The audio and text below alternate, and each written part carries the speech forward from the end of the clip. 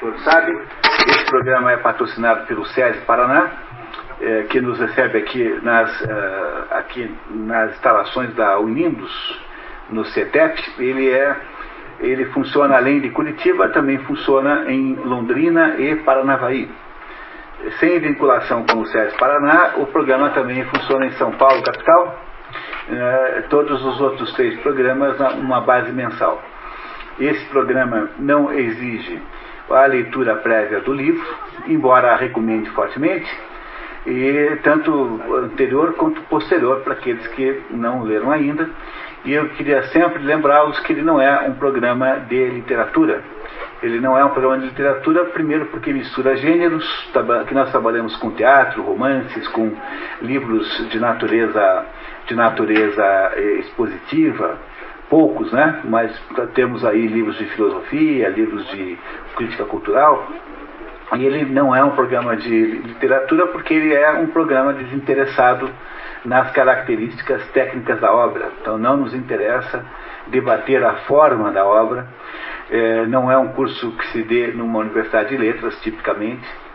Nos interessa apenas que, no final do nosso esforço aqui, vocês saiam com mais cultura do que quando entraram. E o que é que significa isso? Significa que vocês sejam capazes de introduzir na sua consciência aquela situação, aquela descoberta sobre a condição humana que a literatura faz para você, não fazendo com que você não precise aprender tudo sozinho.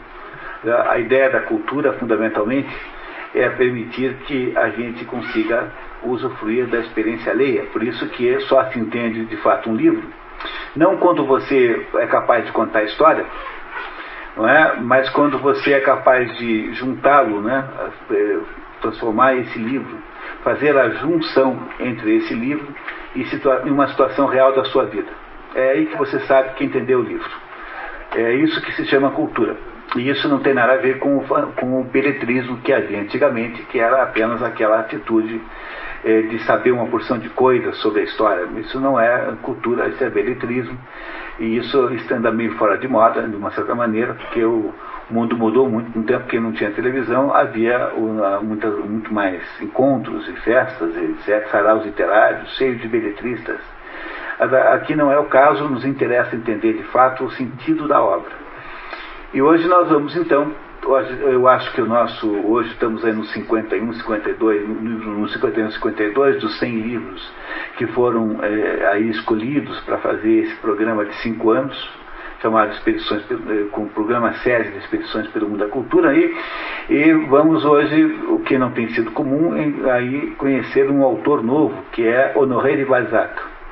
Honoré de Balzac até agora não teve nenhum livro, se eu não me engano são 3 livros que nós selecionamos. Eu acho que tem o Père Goriot e tem também a Eugénie Grandet, embora eu não tenha certeza agora nesse momento se a Eugénie Grandet está na lista. Mas alguns de vocês têm a lista, imagino, e é só conferir, é muito fácil. O Balzac é um desses grandes escritores da humanidade, talvez o escritor que tenha feito a obra de maior envergadura.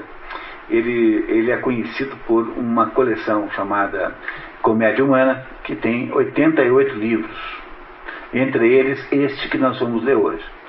Balzac escreveu mais de 100 livros, mas uma boa parte da obra de Balzac não tem valor artístico nenhum, porque ele começa a vida escrevendo livros anonimamente ou pseudonomicamente, né, para viver. Balzac era um sujeito que queria fazer uma carreira. Ele é filho de um pai, digamos assim, muito interessado em assuntos científicos, e uma mãe que tem uma origem razoavelmente nobre, mas ninguém imaginava, mesmo na época em que Balzac nasce no mesmo dia em que acaba, no mesmo ano em que acaba a Revolução Francesa. A Revolução Francesa vai de 1789 até 1799, dura 10 anos, então é fácil de lembrar disso, não esqueçam essa data. É uma das datas chaves da compreensão da cronologia do mundo. A Revolução Francesa começa em 1789 e dura 10 anos, quando enfim Napoleão Bonaparte aparece e põe ordem naquele negócio, porque ficou 10 anos uma bagunça, um morticínio, uma fúria homicida completamente gratuita. em que se fez as maiores barbaridades que você possa imaginar. E aí Napoleão Bonaparte, num golpe chamado 18 Brumário, 18 Brumário, acho que é dia 14 de novembro, não tenho certeza, mas entre as estupidezes que fez a Revolução Francesa foi mudar o calendário, não só o nome dos livros, dos meses, como também a data de contagem dos meses. Então, 18 Brumário, eu acho que é 14 de novembro, se é que eu não estou enganado. Brumário, novembro, mês das brumas, mês das névoas. E aí no dia 18 do Brumário, Napoleão Bonaparte dá um golpe e estabelece o consulado, como cônsul, apenas para preparar para logo em seguida ele ser imperador. Quer dizer, depois de 10 anos implicando com os reis, os franceses conseguiram ter um imperador. Ele é muito mais imponente, muito mais imperial do que os reis da França. Você vai ver lá o túmulo de Napoleão no Invalides, em Paris, não há nenhum rei da França que tenha um túmulo igual aquele. Você vê como, no fundo, né, faz mal, dá tudo ao contrário, né? Está vendo como as coisas podem ser ingratas? Aí Napoleão cria aquele império napoleônico. O império napoleônico passa a ser uma fonte de mais sofrimento, porque como a França havia destruído completamente toda a estrutura social e econômica, que haviam matado primeiro os duques, depois os arcebispos, depois não sei quem, depois, como ninguém mais conseguia trabalhar, então a única solução que havia para a França era o Napoleão Bonaparte sair saqueando os vizinhos.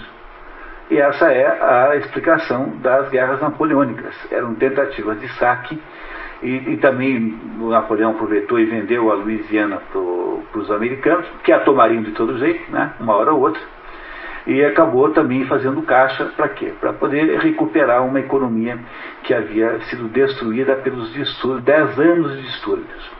Então, Balzac, para vocês lembrarem para sempre, nasce nesse momento, nesta época em que Napoleão estabelece aí o final da Revolução Francesa. Napoleão dá-se muito mal, sobretudo porque fez lá o desaforo de autocoroar-se imperador, coisa que dá muito azar. Em vez de deixar o Papa fazer isso, ele autocoroa-se. E Napoleão Bonaparte, então, é em seguida exilado para a Ilha de Elba, onde ele, aliás, nasceu, em um exílio 5 estrelas, né? Vai para Elba como rei de Elba, com um cargo, com privilégios, etc. E é óbvio que ele não demora nem um pouquinho para perceber que era fácil voltar. No lugar do Napoleão Bonaparte restaura-se a monarquia com Luís XVIII. Luís XVI é o marido de Maria Antonieta, que foi morto pelos revolucionários. Luís XVII era o Delfim. O Delfim, que era um menino, tem um destino completamente misterioso, teria sido cegado de propósito, deixado num quarto escuro e depois colocado no sol para inviabilizá-lo. Ninguém sabe, há quem acha que ele sobreviveu, é um desses mistérios completamente secundários, mas em todo caso o Delfim tinha sumido e a opção de rei era o irmão mais novo de Luís XVI, Luís XVIII. Luís XVII o Delfim, Luís XVIII o irmão. E é esse irmão que assume o poder na restauração. Então, quando Balzac é assim jovem, o que há na Europa, na França, há o governo Bourbon restaurado, mas não mais como reinado absolutista, mas agora sob controles políticos, né? Ou seja, em forma de república. O rei devia satisfação a uma porção de gente. Napoleão achava isso uma besteira, foge de Elba, os franceses mandam o general Ney para recebê-lo na praia e trazê-lo, dizia assim o rei, né? Traga-o numa jaula. A hora que o Napoleão pisa na praia na França, no sul da França, fica perto de Elba, o general Ney e todos os oficiais dizem assim: nosso comandante, estamos às suas ordens. E Napoleão daí faz um novo ataque, né? Dessa vez durante 100 dias, em que ele reorganiza o exército e continua a fazer os saques que fazia antes, só que agora ele em 100 dias é parado e ele como é que se diz, vencido em Waterloo pelos ingleses e pelos alemães associados, o von Blücher e o Nelson, né? E ele então dessa vez exilado bem para longe, que é a ilha de Santa Helena, que fica aqui perto, aqui no Atlântico Sul. É perto mais ou menos, né, mas muito, muito mais longe do que a outra, e onde morre envenenado pelos ingleses, cuidado por um ajudante de ordem chamado Marquês de las Casas, que depois escreveu uma obra famosíssima chamada Memorial de Santa Helena, contra os últimos dias de Napoleão. Então, para vocês entenderem a vida de Balzac e a história que nós vamos ler hoje, Balzac vive a vida naquele momento em que a França estava naquela luta entre os realistas, que queriam voltar ao regime digamos, monarquista, mesmo que fosse com alguma restrição de natureza constitucional, por exemplo, uma monarquia constitucional, sendo que um grupo desses monarquistas eram chamados de ultramonarquistas, não queriam de modo nenhum qualquer espécie de controle, e um grupo chamado liberal, que eram as viúvas da Revolução Francesa, que achavam que tinham que aprofundar aquele jeito novo, ou seja, a República Independente. E é essa luta que está acontecendo o tempo todo na França. É claro que uma briga como essa, em que há tanta variação de poder, faz com que as pessoas vão do máximo ao mínimo com muita rapidez. A gente vai do céu para o inferno numa noite.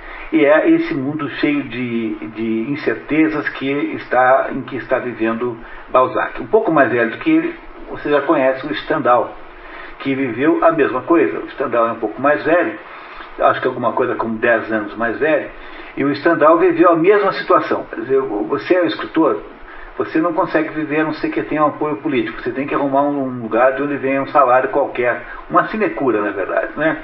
Então o problema é você não pegar o grupo errado, porque se você pegar o grupo que caiu na desgraça, a sua vida fica muito ruim a partir daí, não é? Então é essa situação tanto do Balzac quanto a do Stendhal. O Balzac é filho de uma espécie de classe média, mas muito instável, porque não sabia quem é que ia mandar. O pai dele tem lá um emprego público, ele vai para Paris com a família e decide, embora tenha estudado direito, nunca foi advogado nenhum dia da vida, achava aquilo detestável, aliás, não tinha a menor vocação para aquilo, queria ser escritor. A família então diz, olha, então tá bom, então quando o pai dele se aposenta, ele tinha 2 irmãs e um irmão, ele combina com ele o seguinte, nós vamos morar em Villeparisis, que era um lugar perto ali, mas de vida muito mais barata, e você fica aqui em Paris durante 2 anos, para nos mostrar que você tem talento. Daqui a 2 anos, se você mostrar talento, a gente consegue manter você aqui, senão você vai ter que voltar para o campo.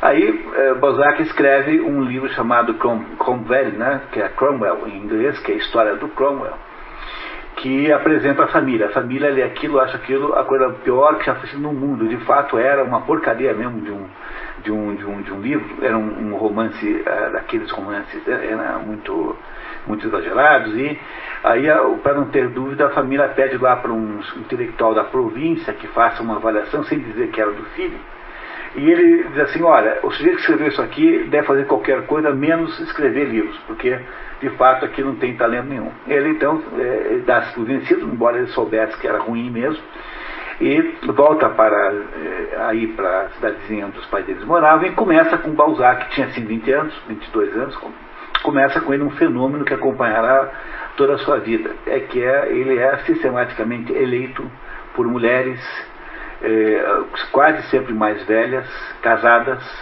que veem nele uma espécie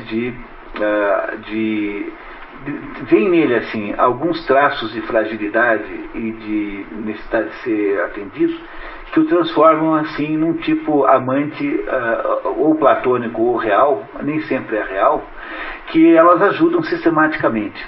E lá ela conhece a Berry, Madame de Berry, que é a primeira pessoa desse jeito, que resolve ajudar o rapaz, e o rapaz então volta para Paris e começa a escrever livros péssimos, medonhos, com o objetivo de vender naquele comércio de livros vagabundos, escreve por pseudônimo, nunca põe o nome dele.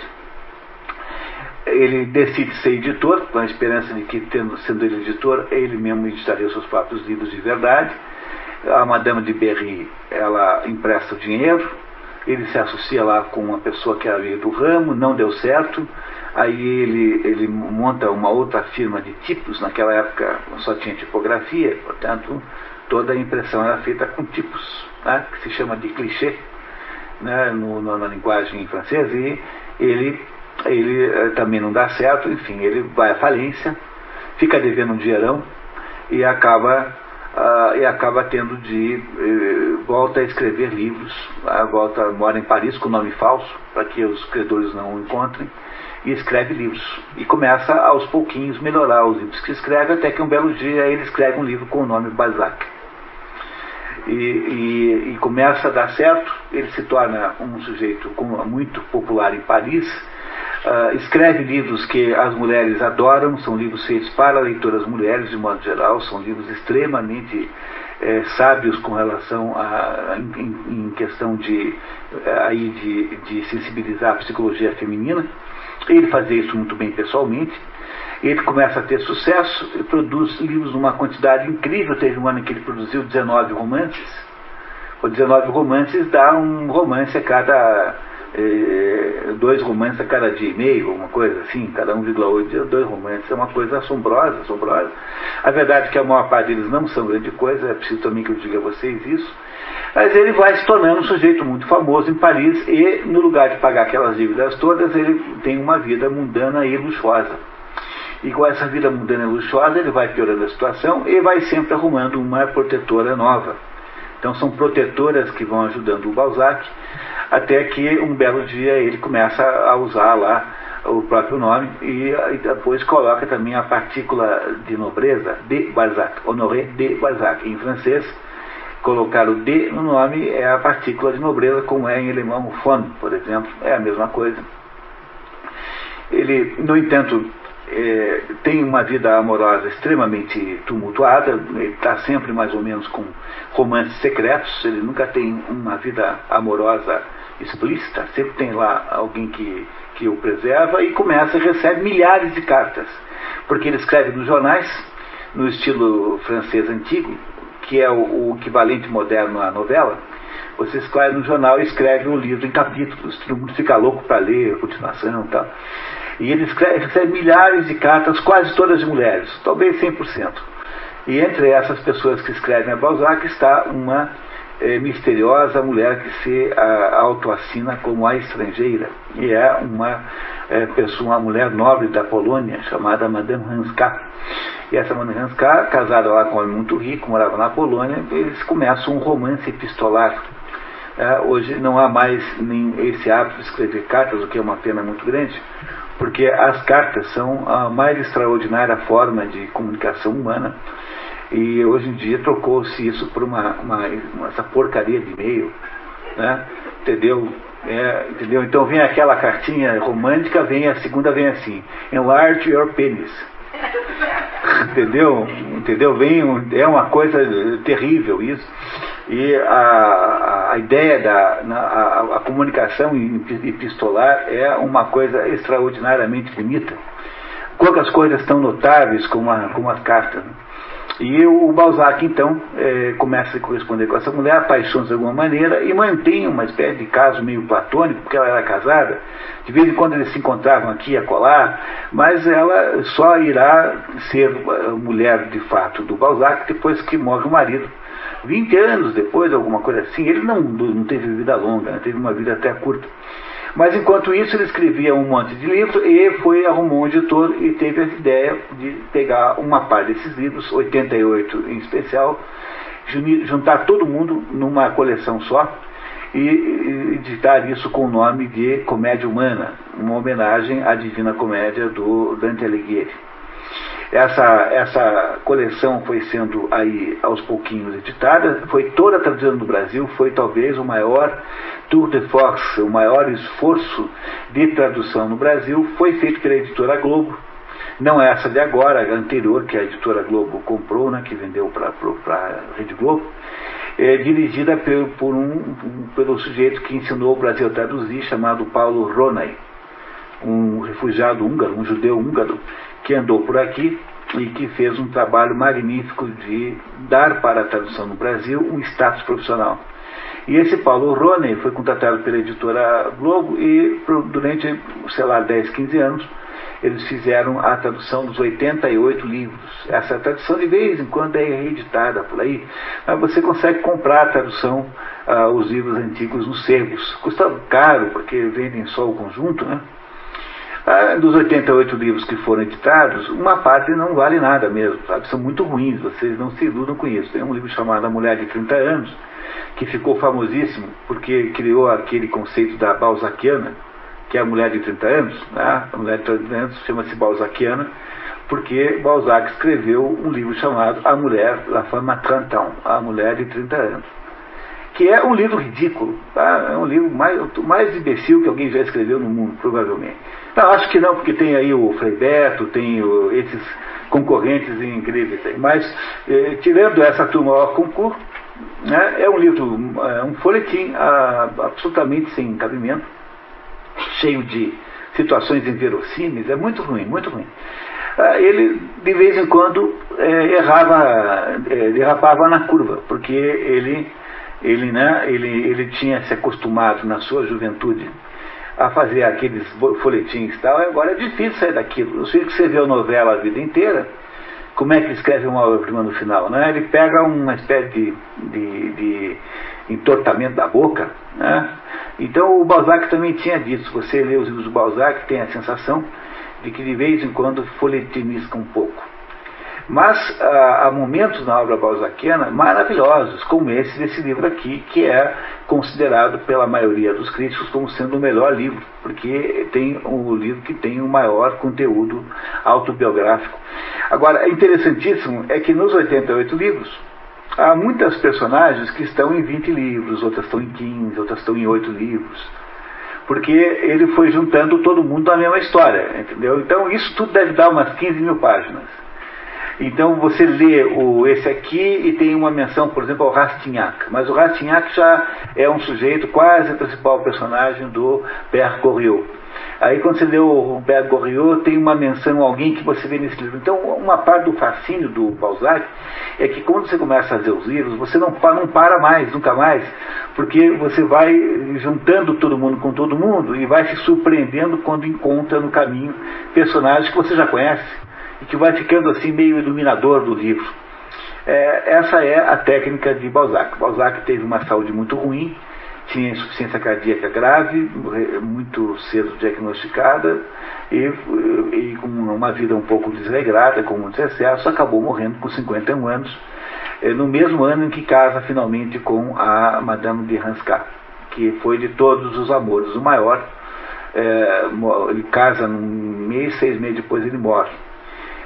Quem fez a oração fúnebre no enterro de Balzac foi Victor Hugo, o que não é pouca coisa, porque o Victor Hugo foi o mais popular de todos os escritores franceses. No dia em que o próprio Victor Hugo morreu, houve uma espécie de feriado nacional na França, houve um enterro aí acompanhado por milhares e milhares de pessoas. Então, o Victor Hugo fazer a oração fúnebre de Balzac não é pouca coisa. É basicamente isso que está aí na cronologia, que nós não vamos ver para ganhar um tempinho.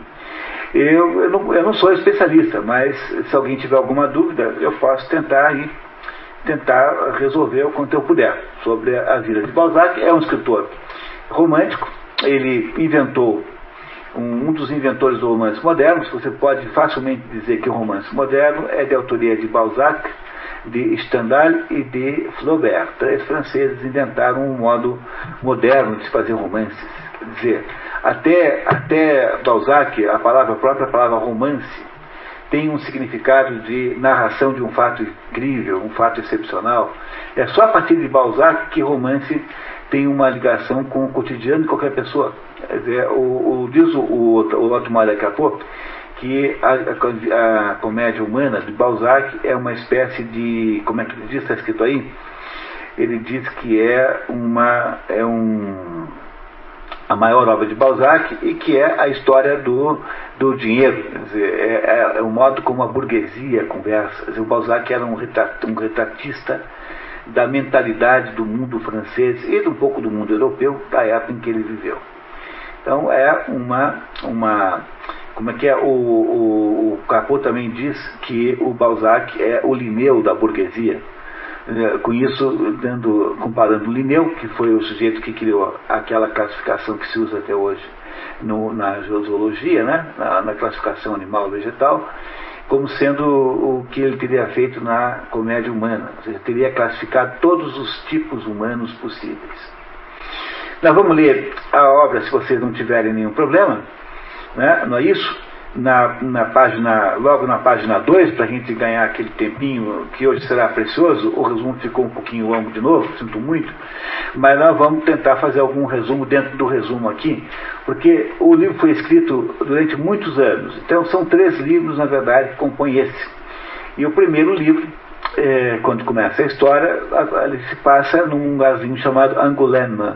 Angoulême é uma cidade ali mais para Bordeaux do que para Paris, que é onde acontecem as ações iniciais. Né? Então sabemos aí que as ações começam quando 2 amigos, 2 fulanos se encontram, um chamado Davi, era filho de estava lá dirigindo uma tipografia interiorana, encontra-se com o Lucien, que é um amigo de infância, que era filho de um farmacêutico, que havia morto sem nenhum tostão, porque até o último dia da sua vida tentava encontrar uma droga milagrosa para curar a gota. Gota que é o que se modernamente chama-se de ácido úrico. Sim, é isso? Muito bem. Tá? Mais ou menos. Então, essa doença, a gota, ela tentava se curar lá, e o pai do Lucien, há uma certa semelhança sempre com o Julien. Então quem leu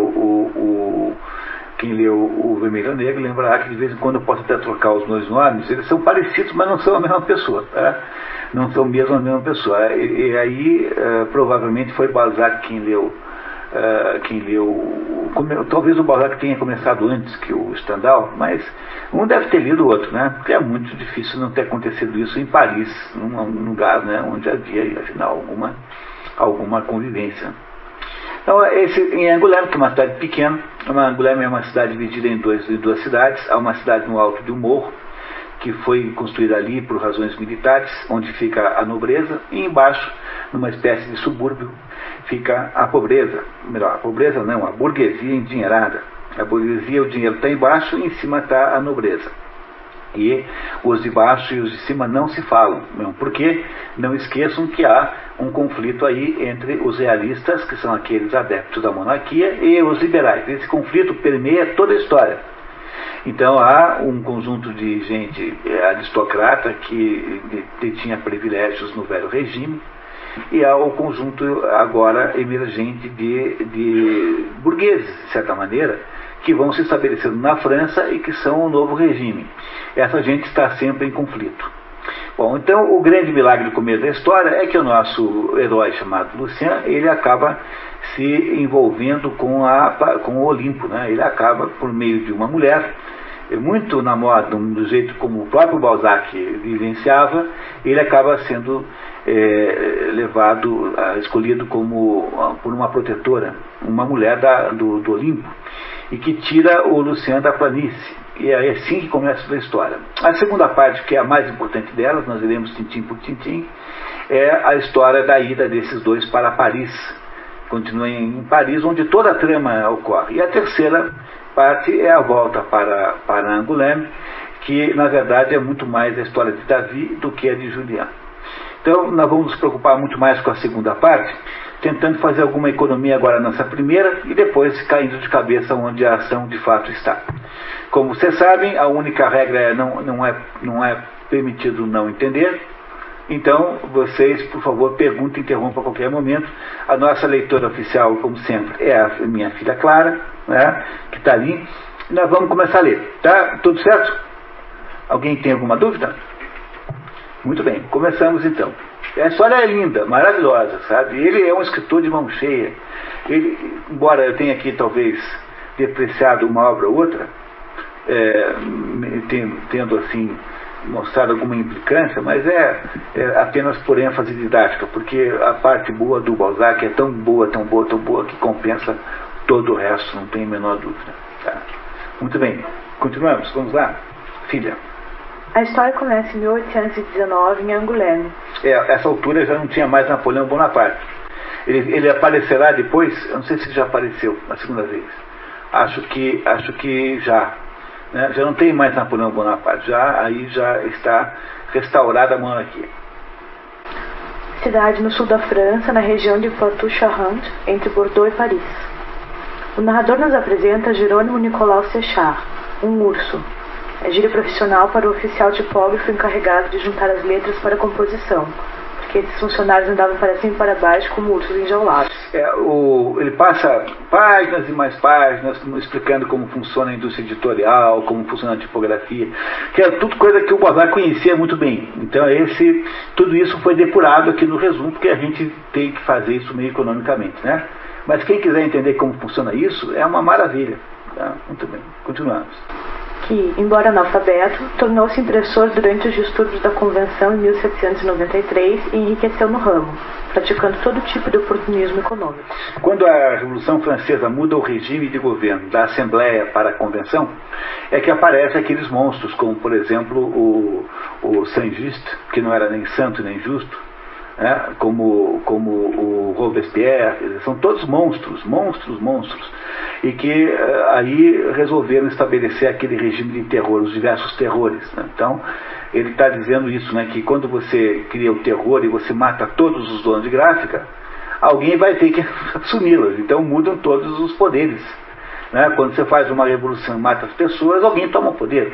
Então, nas revoluções há uma troca de poder, troca de governantes. É isso que aconteceu. Esse aí tornou-se hipógrafo porque mataram lá, houve lá uns distúrbios associados lá com a Convenção em 1793, no meio da Revolução Francesa, que eu lembro sempre, 1789 a 1799. Essa é a fase da Revolução Francesa. Jerônimo mandou o filho, Davi Séchard, estudar tipografia em Paris, onde o rapaz acabou chefe das oficinas dos Didot e voltou em 1815, quando o velho Séchard tenta vender-lhe a tipografia para retirar-se para seu vinhedo. Quando ouviu o preço de 30 mil francos, no qual tudo fora apressado com o escrúpulo de um avaro, o filho assustou-se. Meu pai, o senhor me enforca? Davi acabou concordando, sem mais regatear.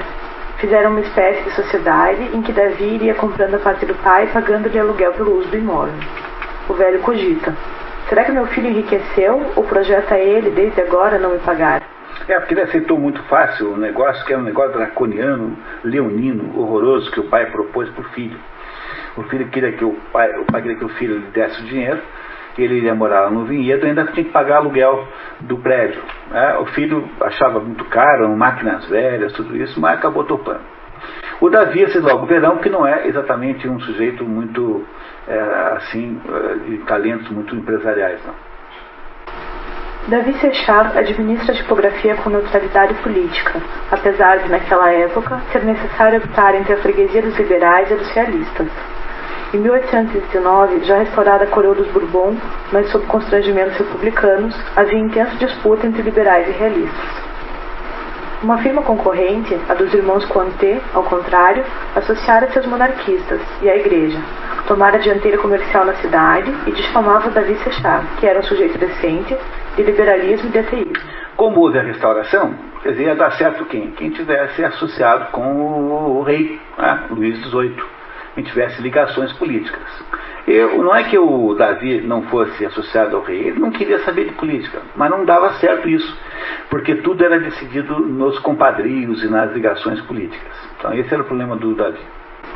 O plano deu certo e a casa Cointet foi ficando com os privilégios de impressão.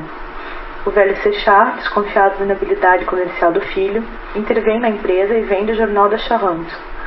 Naquela época, editores e tipógrafos se confundiam. A tipografia Séchard tinha no jornal seu maior patrimônio comercial.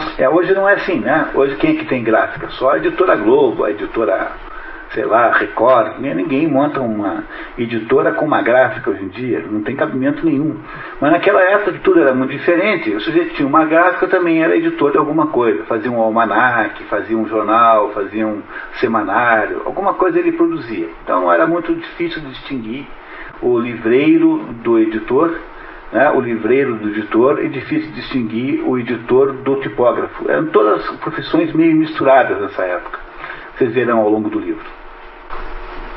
Vende o jornal para os concorrentes, embolsando 22 mil francos pela transação, pensando no reembolso de seu capital. O filho fica com uma tipografia vazia, mas vigiado de perto por um pai interessado em garantir o pagamento dos aluguéis. Davi, enquanto tenta viabilizar um negócio crescentemente mais difícil, encontra um antigo colega de escola, Luciano de Rubempré-Chardon, bonito jovem empobrecido, filho de uma mãe de origens nobres, com um boticário plebeu que havia morrido antes de ganhar a sorte maior de uma patente para o tratamento da gota, pesquisa com a qual gastara todos os seus meios, deixando a família apenas com o dinheiro da venda dos negócios. Quando o acaso fez com que se tornassem a encontrar os dois antigos colegas, Luciano, farto de beber na grosseira taça da miséria, estava a ponto de tomar um desses partidos extremos, aos quais nos decidimos aos 20 anos. 40 francos por mês que Davi deu generosamente a Luciano, oferecendo-se para ensinar-lhe o mistério do chefe de oficina. Embora o chefe de oficina lhe fosse perfeitamente inútil, salvou-o do desespero. Esse Davi é uma espécie de protótipo do bom caráter, da pessoa generosa, do sujeito bom, do sujeito cooperativo, esse Davi. E ele encontra o antigo colega na miséria e oferece lá um emprego para ele. Então o Luciano, que estava já querendo entrar lá no PT, sei lá no que, no PSOL, na época e tal, resolve achar que agora não estava tão mal e aí dá uma diminuída nos seus ardores políticos.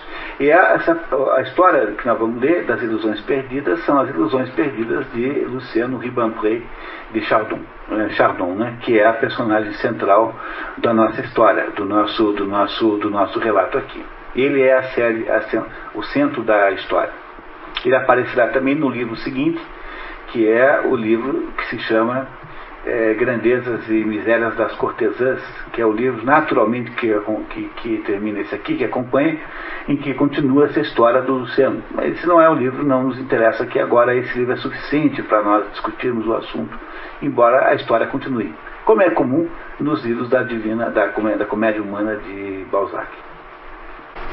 A amizade dos dois rapazes, ambos poetas, cresceu pela complementaridade no interesse de Luciano pela literatura, associada à gráfica de Davi, e no interesse científico de Davi, associado à pesquisa científica do finado pai de Luciano. Davi apaixonou-se também pela bela Eva, irmã de Davi, que desde a morte do pai trabalhava numa lavanderia. Irmã de Luciano, tá? Tá errado, pessoal, tá? Mulher de Luciano. Irmã de Luciano. A mãe era enfermeira.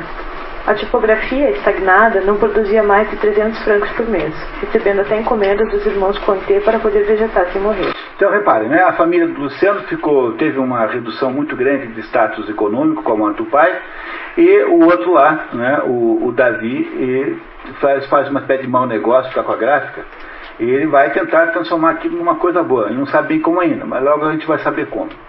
Tá? E esse assim, são dois jovens que se encontram, os dois têm aí alguma coisa com 20, 22 anos, e estão ambos aí tentando consertar a vida, tá? Em Angoulême, não é isso?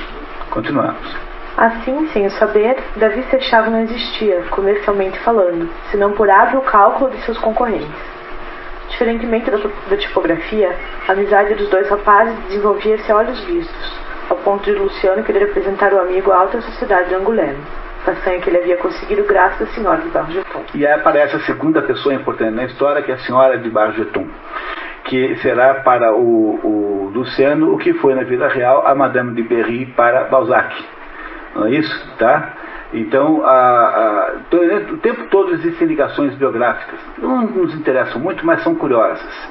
Então, o que o Luciano fez de muito incrível foi conseguir frequentar aquele grupo do alto, né? Quer dizer, frequentar o grupo nobre de Angoulême, sendo ele mesmo filho de um boticário, ou seja, filho de uma pessoa de extração social baixa em relação aos nobres, não é isso?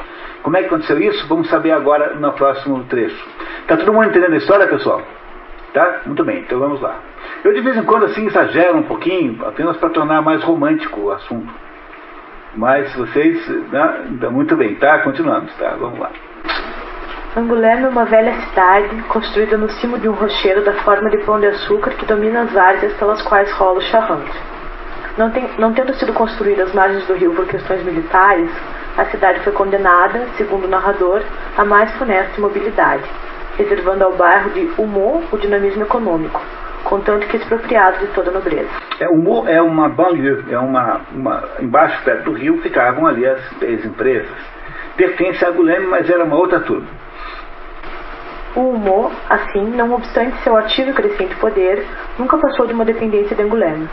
No alto, a nobreza e o poder. Embaixo, o comércio e o dinheiro. Duas zonas sociais constantemente inimigas sob todos os aspectos. Difícil era, assim, adivinhar qual das duas cidades mais odiava a rival. No alto, a nobreza decadente, e nas margens do rio, a burguesia ascendente. A presença de Luciano, filho da planície, no reino da senhora de Bargeton, habitante do Olimpo, significava, pois, uma pequena revolução. Sobre ela, o narrador nos diz que amava as letras e as artes, mania grandemente deplorável em Angoulême, e que, embora nascida para ser célebre, tinha sido mantida na obscuridade por circunstâncias fatais. A senhora de Bargeton, nascida Maria Luísa Naís de Negrepelis, de apelido Naís, havia tido uma educação masculina, fornecida pelo padre Nierlot, alma entusiástica e política, escondido pela família Negrepelis durante a Revolução. Quando houve a perseguição à igreja, esconderam o padre e o padre ficou de professor da menina. De modo que ela era uma menina que tinha recebido a educação típica de um menino. Ela tinha formações sobre assuntos científicos, sobre assuntos literários, filosóficos. Ela era uma pessoa de inteligência superior dentro daquele mundo ali de Angoulême. O pai de Naís havia decidido casar a moça com o senhor de Bargeton, um homem mais velho, mas bem de vida, mais para sua própria tranquilidade do que por ela mesma. E a mãe de Balzac era 32 anos mais nova que o pai de Balzac. O que é apenas que ele aproveita aqui nesse caso. A própria mãe de Balzac era muito mais nova que o pai. O senhor de Bargeton, quadragenário muito estragado pelas dissipações amorosas da juventude, foi apresentado pelo pai à filha, com o pretexto de que ela desposaria armas com 200 anos de antiguidade. Bargeton era uma das suas maiores fortunas da cidade. Não bastava o de ser velho, ainda por cima tem que dizer que representa 200 anos de antiguidade. Muito bem.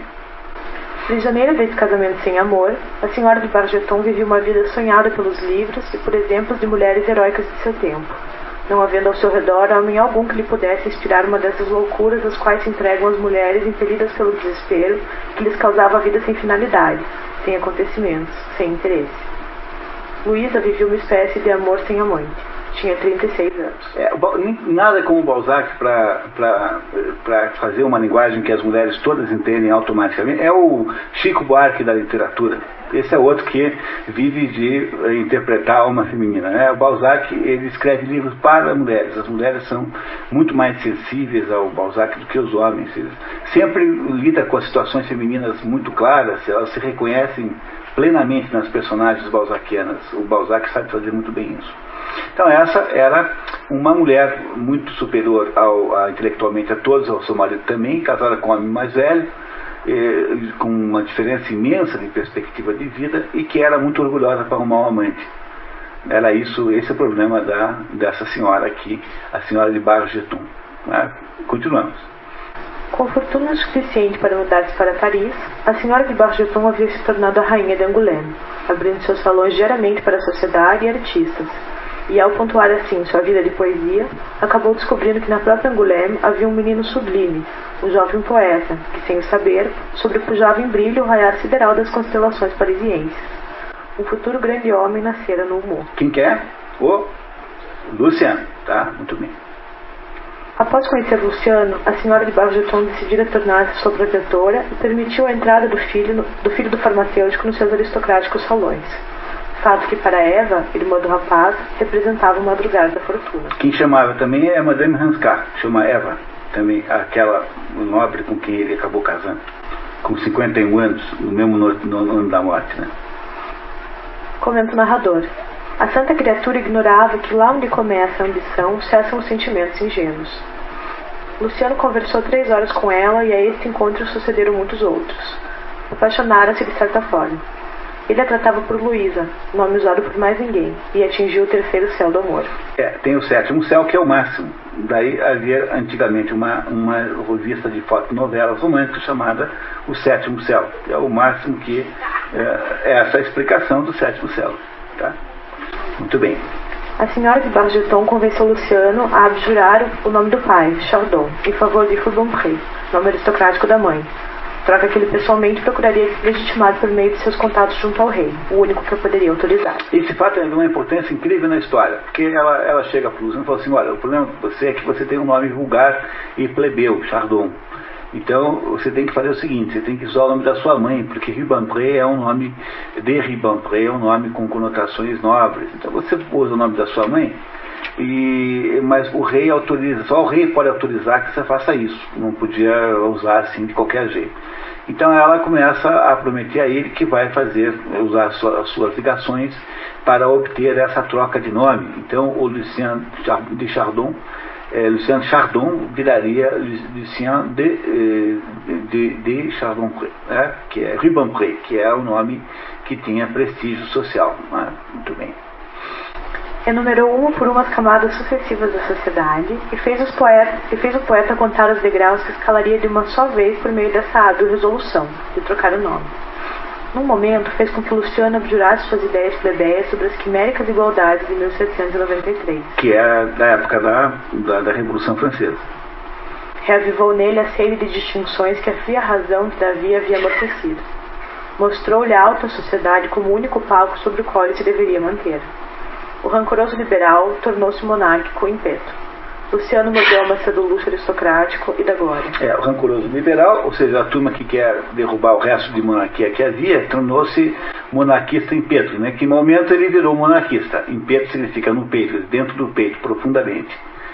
Então, a gente já sabe o que sobre esse Luciano. Temos que impressão sobre ele até agora? Ele é uma pessoa influenciável, mas ele também é um pouco ambicioso, né? Ambicioso, não é isso? Tá, muito bem. Então agora ele resolveu associar-se à monarquia. É difícil a gente entender isso porque nós estamos muito longe, mas lembrem sempre que há uma pé de guerra permanente entre os liberais e os monarquistas. Monarquistas ou realistas, tanto faz. Então há os realistas ou monarquistas contra os liberais. O tempo todo há essa briga. A senhora de Bargeton ensinou a Luciano também que o gênio não dependia senão de si mesmo. Era o único juiz de seus meios, porque somente ele conhece os próprios fins. Devia, pois, colocar-se acima das leis, visto que era chamado a refazê-la. Eu garanto para vocês que foi aí que o Dostoiévski inventou a personagem Raskolnikov no Crime e Castigo. Seguramente era aqui que vem a inspiração para o Crime e Castigo do Dostoiévski. Tá? Essa frase aqui, dizendo que algumas pessoas são tão geniais que não precisam se preocupar com leis, porque afinal elas é que fazem as próprias leis. É daqui que vem a inspiração do Dostoiévski para o Crime e Castigo. Pode anotar. Citava o começo da vida de Bernard Palissy, que é o inventor do esmalte. De Luís XVI. 11. De Fox. Fox é um Quaker, o inventor dos Quakers. De Napoleão, de Cristóvão Colombo, de César, de todos os ilustres aventureiros, a princípio crivados de dívidas ou miseráveis, incompreendidos, tidos por loucos, por maus filhos, maus pais, maus irmãos, mas que mais tarde se tornavam orgulho da família, do país, do mundo. Esses arrazoados condiziam com os vícios secretos de Luciano e lhe agravavam a corrupção da alma, porque no ardor de seus desejos ele admitia os meios a priori. Não triunfar, porém, é um crime de lesa majestade social. A pior vergonha é não ter vencido. O resto você escapa. Matou 50? Mas venceu. Roubou? Mas fez. Essa é a ideia. Veja, parece que a vida desse menino vai bem, porque ele era um menino pobre, o pai morreu e não deixou dinheiro, ele não tinha emprego nenhum, então aceitou lá um emprego lá do amigo, e ele agora é aceito como conviva dos nobres do lado da casa de um nobre lá no alto na montanha, em Angoulême, e ele então agora está sendo beneficiado por um plano urdido por essa senhora para enobrecê-lo de alguma maneira, trocando o nome dele pelo nome da mãe, né, pegando o sobrenome da mãe, e sendo aconselhado a ser implacavelmente dedicado ao seu futuro, independente do que isso possa custar. Estão entendendo isso que está acontecendo? Muito bem, continuamos. Luciano faz gestões para que seu amigo Davi, já namorado de sua irmã, fosse aceito na casa da rainha. Ela consentiu generosamente, mas Davi não quis levar adiante tal plano, porque, diferentemente do Luciano, sabia quem era. Um pequeno impressor sem fortuna, habitante do Humor, na planície. Apesar de casada, a senhora de Bargeton era cortejada pelo senhor de Châtelet, diretor das rendas indiretas, um tipo matreiro cheio de habilidades sociais que acreditava-se muito forte na diplomacia, a ciência daqueles que não possuem nenhuma outra. O tempo todo o Balzac faz esses comentários irônicos, né? Ele é um ironizador. Então ele acha que quem é bom diplomata é porque não sabe fazer nada, então é um sujeito bom de conversa, assim. Veja, o Davi é muito importante nessa história porque ele funciona muito como contraste com o Luciano, né? Então, enquanto o Luciano está louco para subir lá ao Olimpo do Angoulême, ele é um sujeito que sabe que a vida dele é aquela gráfica, ele não tem ambições desmesuradas, eles são completamente opostos um ao outro nesse ponto de vista. Tá certo? O Davi tem a mesma idade que ele. Até agora todo mundo entendeu? Agora vai acontecer um fato interessantíssimo, tá? Que é a morte no salão. Então, minha filha, por favor. Convocado por Luísa ao sarau literário, em que iria ler sua obra poética, Luciano é o primeiro a chegar aos salões dos Bargeton e passa constrangidos momentos sozinho com o senhor de Bargeton, a que julga hostil. Terá concebido alguma desconfiança da minha civilidade? Até que é salvo pela chegada de seu rival, o senhor de Châtelet, e pela própria senhora de Bargeton, que não trocou senão um olhar com seu caro poeta, e respondeu ao diretor de rendas mortificando-o com uma palidez que o excetuava de sua intimidade. Quer dizer, a Luísa, né, que é essa senhora, ela sabe lidar com a situação, né? Isso, então ele ficou lá sozinho com o marido dela, achou que talvez ele desconfiasse que ele estava lá. Na verdade, nunca aqui nenhuma situação assim realmente sexual, embora isso esteja implícito o tempo todo. Ainda não há nenhum envolvimento sexual dos dois. Mas há aí certamente uma corte que ele faz à mulher do outro, né? Que tem 20 anos a mais que ele. A senhora de Bargeton tem uns 40, tem 36, ele tem 20.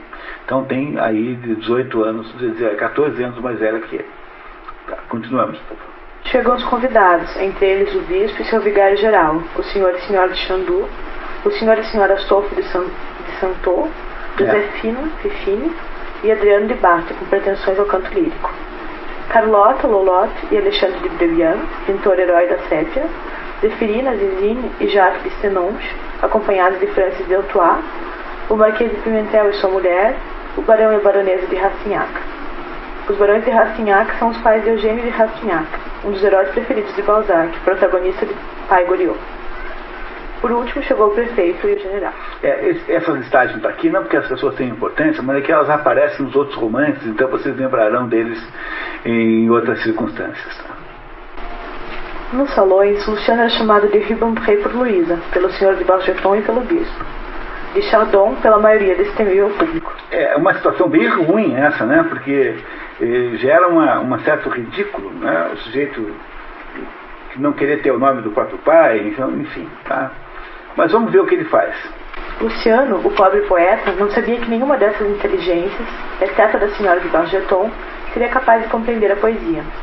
Todas aquelas pessoas, privadas de emoção, haviam ocorrido enganadas quanto à natureza do espetáculo que as esperava. Há palavras que, semelhantes às trombetas, aos símbolos, ao bombo dos saltimbancos, atraem sempre o público. As palavras beleza, glória, poesia possuem sortilégios que seduzem mesmo os espíritos mais grosseiros. O fato de que foi todo mundo no salão literário não quer dizer que eles gostassem daquilo, tivessem nenhuma vontade de ouvir aquilo. Ela apenas faz parte digamos, do comportamento de alguém que é de bem, né? Ficar lá ouvindo poesias, mesmo que não tenha menor interesse. O sujeito que comprou o livro não quer dizer que ele vai lê-lo. Entendeu? Eu conheço gente que compra livro aos montes nos secos para botar atrás na prateleira para fingir que tem biblioteca em casa. Compra por metro, assim. Entendeu? Qualquer livro serve. Quer dizer, o fato do sujeito comprar um uma ópera de Wagner não quer dizer que ele vai se dar o trabalho de fato ouvir aquilo. O mundo é cheio de pessoas que têm aparências de cultura, né? E que não têm interesse nenhum em cultura em última análise. Não teve nenhuma exposição que eu tenha visto ver o vernissage, eu via muitas e muitas, que alguém se preocupou mesmo em ver os quadros. Quer dizer, os vernissages não são para você ver quadros, mas para você ver os outros. Para você ver quem aparece, quem não aparece, que cara tem e como está vestido. É assim que, para isso que funciona esse mundo de cultura social. É só para isso que serve, basicamente. Continuamos, por favor. Por prudência e certa modéstia, Luciano anuncia que vai ler obras-primas recém-descobertas de um poeta ainda pouco conhecido, André de Chenier. Durante a leitura, para o narrador, Balzac por extensão, a poesia, para poder ser interpretada pela voz, para ser inteiramente sentida, exige uma atenção religiosa, uma íntima comunicação entre leitor e auditório, sem o que não se produzem as elétricas transmissões dos sentimentos. Fica todo mundo conversando, né? O sujeito está ali lendo o negócio e está todo mundo batendo papo sobre qual é o cavalo que vai ganhar amanhã no Jockey Club, o terceiro par, entendeu? É isso, esse é o problema, né? Muito bem, tá.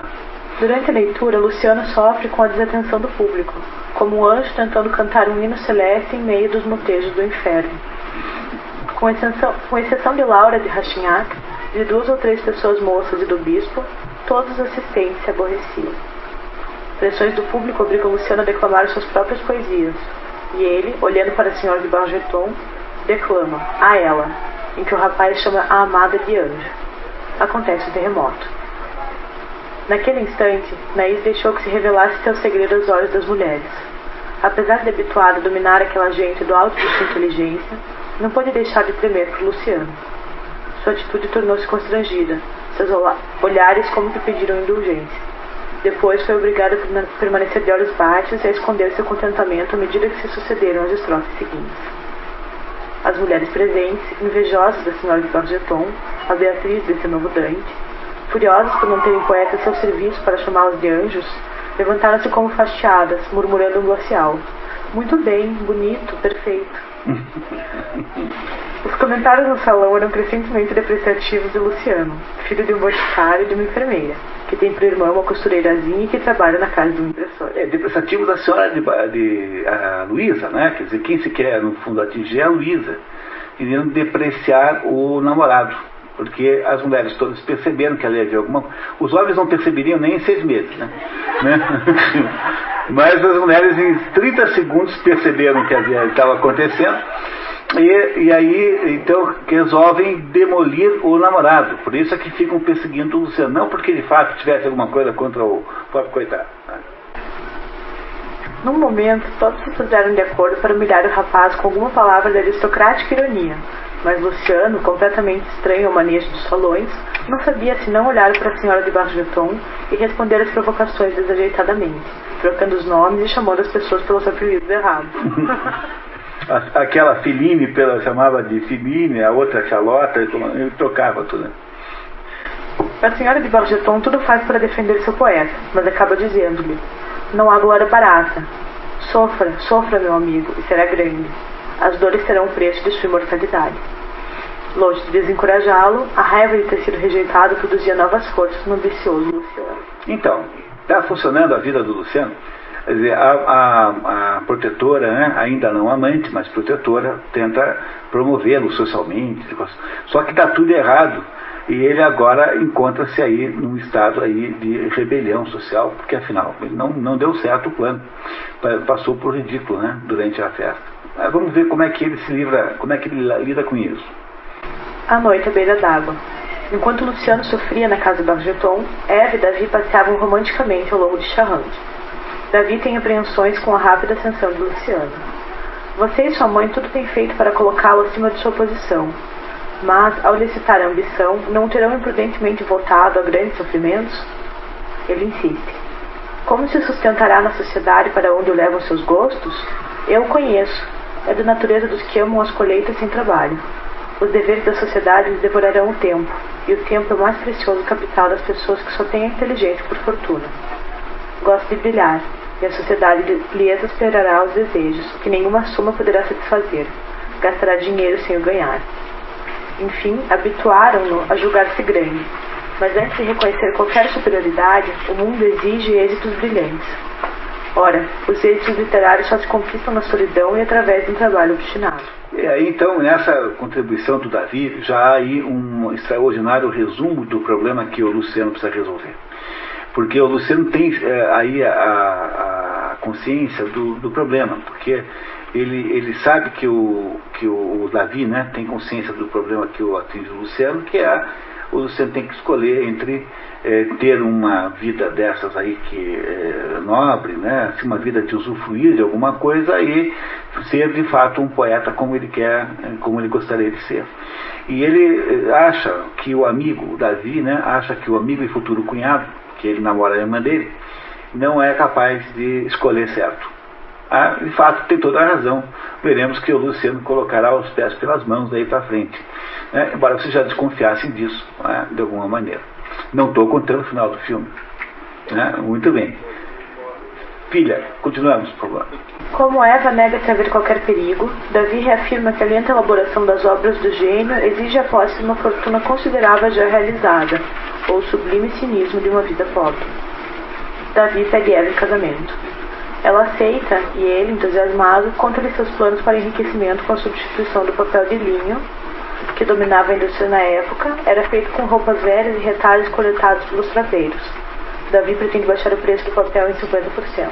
Papel é uma coisa caríssima, portanto os livros eram caríssimos, tanto é que a maior parte das pessoas alugavam os livros e não compravam, só tinha livro quem era rico, e era feito com linho, que era o material central, o principal material da roupa, porque algodão era um produto da América, da África, né? Algodão não é da Europa, então o papel era feito de linho, e toda roupa velha virava papel, toda roupa velha era reciclada como papel, porque eram todas de linho, não havia fibra sintética, né? E o Luciano acha que tem de fazer um jeito de fazer um papel barato. Esse era o plano empresarial do Davi, desculpe, não do Luciano, tá? Davi. Tá, continuamos. Substituição do papel de linho por sucedâneo mais barato, o que, segundo ele, correspondia à tendência do barateamento e descartabilidade de todas as coisas. O cara está fazendo isso em 1818. Quer dizer, está aqui o Balzac dizendo que tudo vai ser descartável e barato, né? Olha só. As camisas e os livros pouco hão de durar, essa é a verdade. A solidez dos produtos começa a desaparecer por toda a parte. Segundo Davi, era preciso realizar mecanicamente os processos chineses, cujo método de mistura de fibras havia sido recém-descoberto na França. Que coisa interessante, né? Que em 1820, qualquer coisa, o Balzac já tinha fazia essa profecia de que tudo ia virar lixo. Então o papel tinha que acompanhar o mesmo processo. Se ele descobrisse qual era o sistema, ele ficaria rico. Essa é a ideia. Nesse momento, chega Luciano com a fisionomia alterada, narra os acontecimentos da noite e conclui: hei de dominar essa sociedade orgulhosa, hei de desposar a senhora de baixo tom. Informado do noivado, Luciano primeiro reage com decepção, porque sonhava conseguir para a irmã uma bela aliança quando houvesse alcançado uma alta posição. Quer dizer, um casamento nobre, um casamento com aristocrata e tal. Passou-lhe pela mente a seguinte ideia: se a senhora de Bargeton consentir em se tornar a senhora de Rubempré, jamais quererá ser a cunhada de Davi Séchard. Quando retorna desses devaneios ambiciosos, dá-se conta da realidade e põe-se em uníssono com os felizes namorados. Não é muito revelador da cabeça do Luciano essa passagem? Quer dizer, ele vê o melhor amigo que ele ajudou, né, que o ajudou a não a morrer de fome, casando com a irmã, e em princípio eu acho isso errado, porque, puxa, eu vou virar o senhor de Rubempré, vou ficar muito famoso, daí o meu cunhado vai ser um impressorzinho de província. Daí quando o devaneio sai, né, quer dizer, quando ele mais ou menos retoma a consciência da monstruosidade que ele está pensando, daí ele fica feliz, porque afinal é o melhor amigo dele. Então ele terá o tempo todo dúvida entre essas coisas, passará o tempo todo nesse dilema mental, tá? O nosso herói Luciano Rubempré.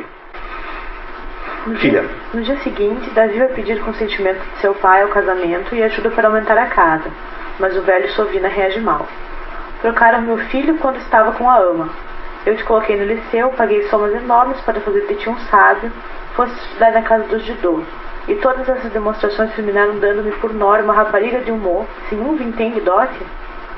O velhaco, que na verdade só procurava desculpa para não dar dinheiro, acaba consentindo pura e simplesmente. Davi volta para casa sabendo que, na adversidade, não poderia contar com o pai. Ele não queria, na verdade, ele não tinha nada contra, ele queria apenas criar um escândalozinho para dizer assim, agora eu não te dou dinheiro nenhum, porque ele era realmente Sovina, esse velho, né, pai do Davi. Muito bem, a história vocês estão entendendo a história, pessoal? Alguém tem alguma dúvida sobre a trama? Aristóteles dizia que a trama é a alma da história. Se você não entende a trama, não dá para entender o que ela quer dizer para você. Tá claro, né? O resumo é muito sempre sempre diminui o tamanho da obra, sabe? Não é possível, eu não tenho vocação literária, então o que acontece aqui é que não há modo de reproduzir a beleza e a profundidade da obra num resuminho. Então vocês não deixem de ler, tá? Que vocês não perderão tempo. Esse romance vale a pena. Mas todos os livros que tem aqui só estão aqui porque vale a pena. Senão não estariam, tá? Muito bem. Muito bem, o que vai acontecer em seguida? Uma catástrofe. Todos desconfiando que seja, né? Não é isso? Então vamos ver como é que esse caso entre o poeta e a sua protetora acaba mal. Em sociedade só se comenta sarau de poesia na residência de Bargeton. Luciano volta a se encontrar com Luísa, que o elogia muito. O rapaz pergunta-lhe se ela quer ser sua Beatriz, mas uma Beatriz que se deixa amar. Porque a Beatriz de Virgílio, de Dante, nunca foi platônica, né? Ele a viu uma vez quando ela era menina, depois ela casou-se, ele só depois a vê no sonho da Divina Comédia. É uma Beatriz não carnal, apenas platônica. Então ele quer que ela seja a Beatriz dele, mas ele está um pouco mais de pretensões do que Dante tinha com relação a Beatriz Portinari, que era a Beatriz da Divina Comédia, não é? Muito bem. Ela responde, se você o merecer, mais tarde. Não é feliz? Ter um coração inteiramente seu. Tudo poder dizer com a certeza de ser compreendido. Não é felicidade? Acho que falta alguma coisa, né? Acho que é um pouquinho platônico demais. À noite, na costumeira recepção diária, Luciano exibe um ar orgulhoso, que todos interpretam como sendo estar nos melhores graças da senhora de Bargeton. As mulheres, mais perspicazes em coisas de amor, comentam. Ele está por certo namorado, mas quanto a Anaís... Quando a casa de Davi ficou pronta, Luciano mudou-se para lá e pelos começos do mês de setembro, Luciano não era mais um chefe de oficina. Era o senhor de Rubempré, instalado magnificamente em Angoulême, em comparação com a miserável mansarda de estreitos respiradouros onde morava o pequeno Chardon no Mont. Para poder escrever o romance O Arqueiro de Carlos IX e o livro de poesia das Margaridas, Luciano retirava todo mês 30 francos dos salários penosamente ganhos por sua mãe e por sua irmã. Luciano jantava 4 vezes por semana na residência do Bargeton. Cada vez mais próximos, Luciano e Luísa tinham em Châtelet um espião íntimo que espreitava, com a persistência de um ódio mesclado de paixão e avareza, a ocasião de fazer estalar. Lembra quem é o Châtelet? Châtelet é um pretendente à Luísa. Ela é casada, mas esse também faz sua corte, que é um sujeito espertalhão, assim, muito social, aquele que sabe diplomacia, que é a profissão de quem não sabe mais nada. Então esse aí nunca deixa os dois muito à vontade, porque esse é pretendente também à mão da Luísa. Todo mundo aposta, obviamente, na morte prematura do marido, que é muito mais velho que ela, né? Seguramente essa é a razão pela qual todo mundo faz isso, né? Mas isso tá, muito bem. Embora a relação dos dois fosse platônica, comenta o narrador, a senhora de Bargeton ia encontrar-se na bizarra situação em que se tem encontrado tantas mulheres que não se perderam, senão depois de serem injustamente acusadas. Luísa, no entanto, tudo fazia para afastar suspeitas, jamais ficando sozinha com Luciano em ambiente fechado, o que provocava os brios de Luciano, porque 6 meses haviam bastado para que ele se acreditasse um igual de Luísa e desejasse agora tornar-se seu senhor. Mas a senhora de Bargeton tinha outros planos. Obstinada em representar o papel de Dulcinea na vida de Luciano durante 7 ou 8 anos, a senhora de Bargeton queria, como muitas outras mulheres da província, fazer comprar sua pessoa por uma espécie de servidão, por um tempo de constância que lhe permitisse julgar o amigo. Não é isso? O que significa fazer a Dulcinea? A Dulcinea é aquele amor teórico do Dom Quixote. Então Dom Quixote precisava, para poder, como ele nunca tinha visto um cavaleiro que não tivesse uma amada a ser protegida, ele inventou a Dulcinea, Dulcinea del Toboso, né? Essa é o nome verdadeiro da Dulcinea, que ele obviamente inventou, e que o Sancho Panza, quando soube quem era, morreu de rir, porque era a criatura mais horrenda que ele havia na cidade, que no entanto o Dom Quixote via como sendo a pessoa mais bonita de todas. Então ela queria ser a Dulcinea, ou seja, queria ser uma espécie de ideal amoroso para o qual ele lutaria, faria tudo, sempre na esperança de um dia poder transformar aquilo em realidade. Esse era o jogo da Luísa com relação ao Luciano. O impaciente Luciano acusa Luísa de não amá-lo. Ela nega, ele pede prova de que ela lhe pertence e chorosamente deita a cabeça no colo da mulher. A cena é entrevista de longe para o Châtelet Chandu, notório fofoqueiro. O acontecimento, com os devidos exageros e distorções, ganha rapidamente os salões de Angoulême pela boca de Chandu, supinamente incentivado por Châtelet, que procura amigo para relatar-lhe a perfídia de Chandu. Ele é obviamente um matreiro, né? Quer dizer, ele é que incentivou o Chandu a inventar o caso entre os dois, né? Estavam nus os dois lá, coisas desse gênero, assim, quer dizer, exagerando tudo. Depois foi lá acusar o Chandu para a mulher, dizendo que é ele que tinha inventado, com o objetivo de queimar o filme do outro e sair dessa como salvador, né? Châtelet, muito bem. Ciente do escândalo, Luísa chama o marido e lhe conta que Rubempré fora surpreendido fazendo-lhe uma declaração de amor e pede-lhe que peça a Chandu satisfação pelos insultantes comentários que fez a seu respeito, exigindo que o marido, no limite, se batesse em duelo com o ofensor, em caso de falta de retratação pública. No duelo, no dia seguinte, o Sr. de Bargeton atingiu o Sr. de Chandu, que ficou com o pescoço torto para o resto de seus dias. Luísa manda bilhete para Luciano, pedindo-lhe que venha vê-la com urgência e comunica ao rapaz que iria a Paris, enquanto o marido ficaria com o pai dela em Escarbas. O duelo desta manhã me obriga a fechar a casa por algum tempo, pois haverá quem tome partido pelo Chandu contra nós. A senhora de Bargeton quer que Luciano siga com ela para a capital. Paris, capital do mundo intelectual, é o teatro para o seu triunfo. Na verdade, promete-lhe o céu. Farei com que seja recebido em casa da senhora de Spa. Ninguém consegue facilmente entrar em seu salão, onde há de encontrar todos os grandes personagens, os ministros, os embaixadores, os oradores da Câmara, os pares mais influentes, pessoas ricas ou célebres. Seria preciso ser bem desasado para não despertar interesse quando se é belo, jovem e cheio de talento. Mas desasado é sem asas, né? Quer dizer, tem que ser pouco ambicioso, né? Desasado é que não tem asas, portanto pouco ambicioso. Os grandes talentos não conhecem a mesquinhez e lhe darão apoio. Quando souberem que você tem uma alta colocação, suas obras adquirirão imenso valor. Para os artistas, o grande problema é o de se porem em evidência. Surgirão logo para você 1000 oportunidades para fazer fortuna, sinecuras, uma pensão no governo. Os Bourbon gostam tanto de proteger as letras e as artes. Após a queda de Napoleão, é restaurada a Casa Bourbon, sob regime republicano, com Luís XVIII, irmão mais novo de Luís XVI, e depois com Carlos X. Luciano, sob o impacto da proposta, viu-se em Angoulême como uma rã debaixo de sua pedra ao fundo do pântano. Olha que esse Balzac é maravilhoso. Quer dizer, o Luciano, quando a mulher disse para ele, olha, vamos para Paris nós dois, o que ele podia querer mais do que isso? A mulher e mais todas as ligações que ela tinha com a nobreza parisiense e, portanto, com todas aquelas luzes e todas aquelas extraordinárias tentações. Ele então pensa assim, aqui em Angoulême eu sou uma rã debaixo de uma pedra só. Ele percebe o quanto ele é nada ali em Angoulême, né? E que ele poderia ser grande em Paris. Paris e seus esplendores. Paris que se apresenta a todas as imaginações provincianas como um Eldorado.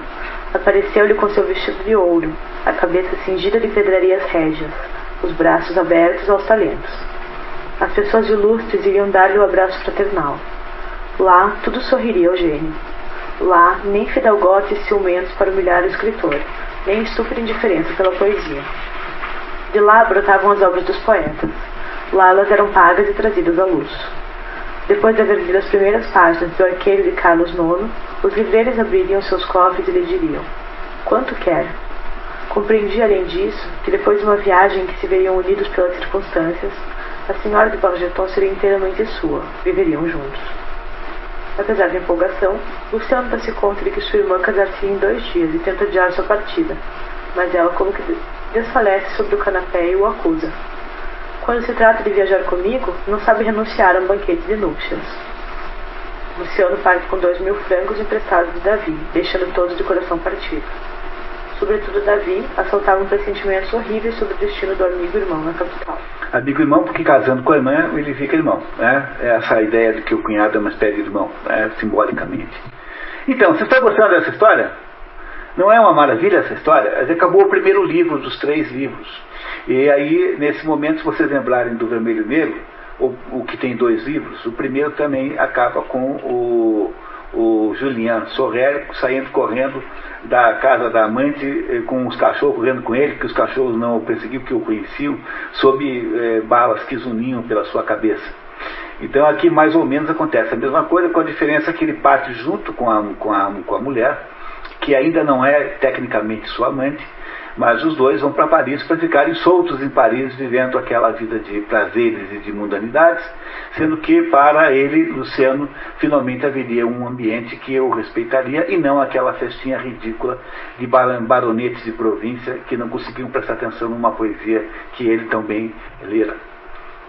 Não é isso que está acontecendo agora com o Luciano? Vocês acham que ele é o quê? Quais são as características que vocês diriam que ele tem? Ambicioso, interesseiro, parece ter algum talento. Ele é bonito, já foi dito que é bonito. Não, apenas citando mais um item, né? Não é isso? Tá? Não é isso? Que mais que vocês sabem dele? Ele aparentemente é corajoso, tem algum talento, tem algum mérito, né? Ele, no entanto, sobretudo é o quê? Qual é a característica mais forte dele? Ele é um pouco ingênuo, é verdade. É um pouquinho ingênuo. Mas ele é sobretudo o quê? Um ambicioso, né? É um ambicioso. E da Luísa? O que é que vocês pensam da Luísa? Qual é a impressão que vocês têm sobre ela?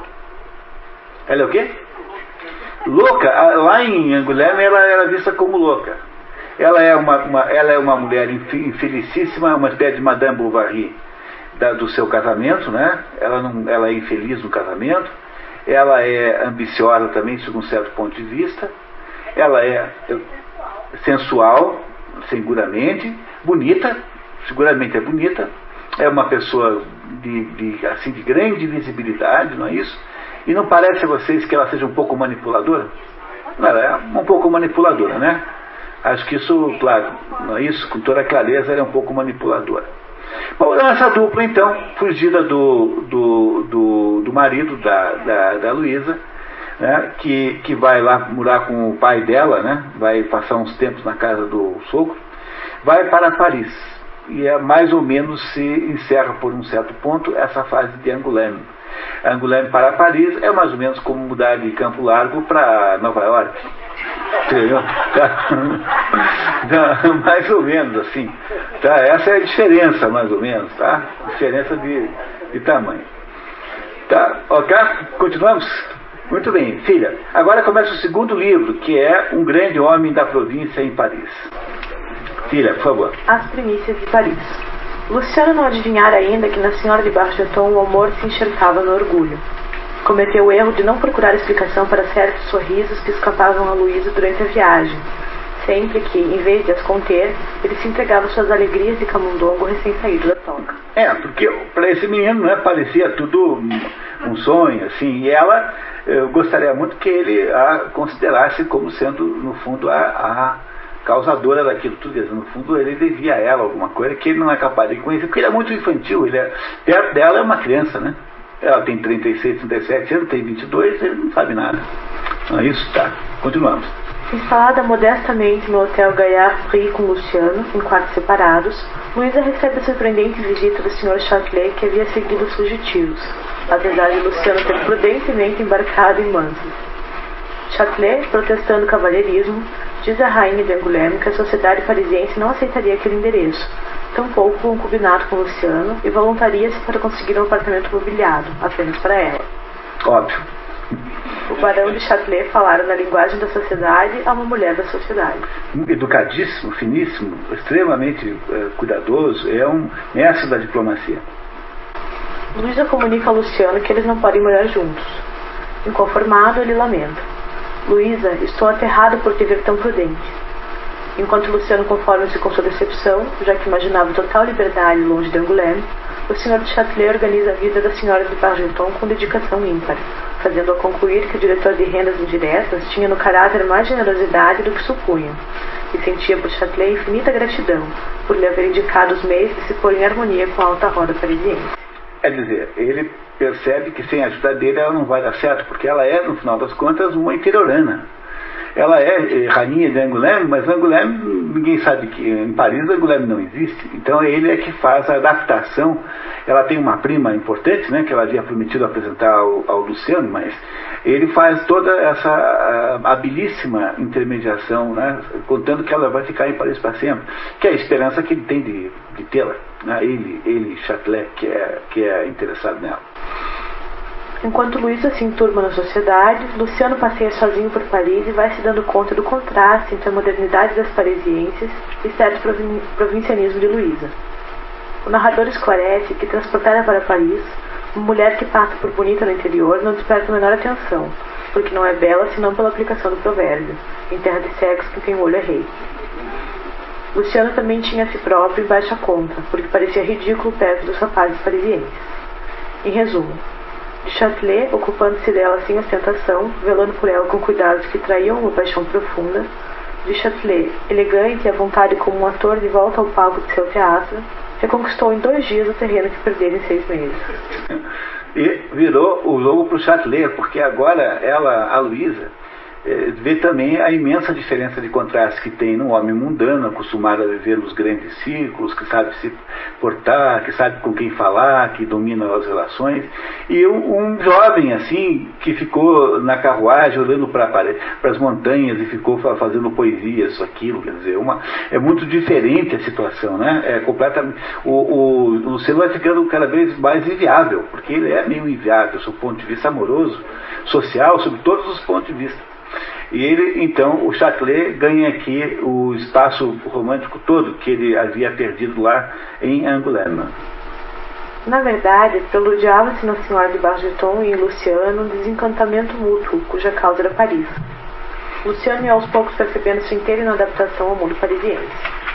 Luciano havia se separado daquele mundo por um abismo e imaginava por que meios o poderia franquear, pois desejava igualar a esbelta e delgada juventude parisiense. Todos aqueles nobres rapazes saudavam mulheres deliciosamente vestidas e divinamente belas, mulheres pelas quais Luciano se deixaria cortar em pedaços em troca de um único beijo, como o pajem da condessa Königsmarck.